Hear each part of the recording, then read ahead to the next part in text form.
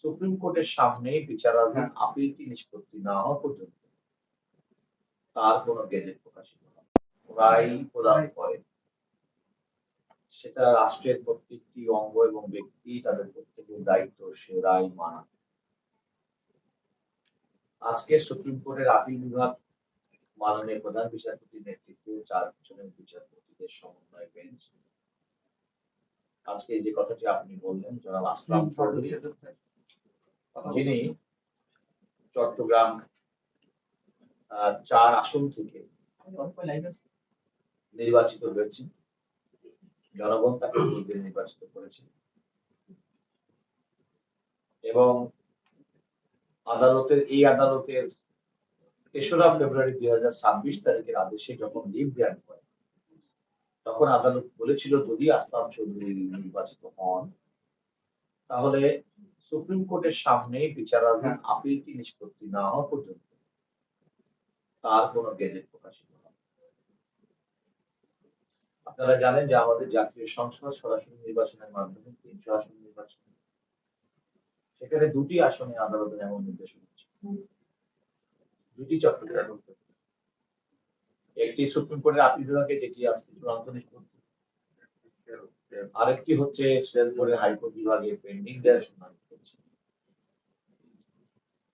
এখানে যে বিষয়টি এসেছিল আপনারা নিশ্চয়ই মনে আছে, 12ই ফেব্রুয়ারি 2026 তারিখে নির্বাচন অনুষ্ঠিত হয়। নির্বাচনের আগে ওই আসনে জামাতের যিনি প্রার্থী ছিলেন তার নাম হচ্ছে জনাব আনোয়ার সিদ্দিকী, তিনি অভিযোগ তুললেন জনাব আসলাম চৌধুরী, যিনি দীর্ঘদিন প্রায় 9 বছরের মতো তিনি বিনা বিচারে কারাগারে আটক ছিলেন।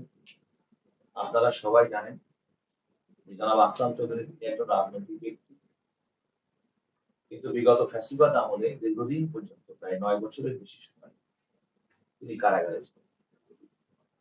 তার বক্তব্য অনুযায়ী তিনি কারাগারে থাকা অবস্থায় তার পরিবার, তার ব্যবসা প্রতিষ্ঠান সমস্ত কিছু ধ্বংস করা হয়েছে এবং 5ই আগস্টের পরে তিনি তার ব্যবসা বাণিজ্য যখন পুনরায় মনোনিবেশ করেছেন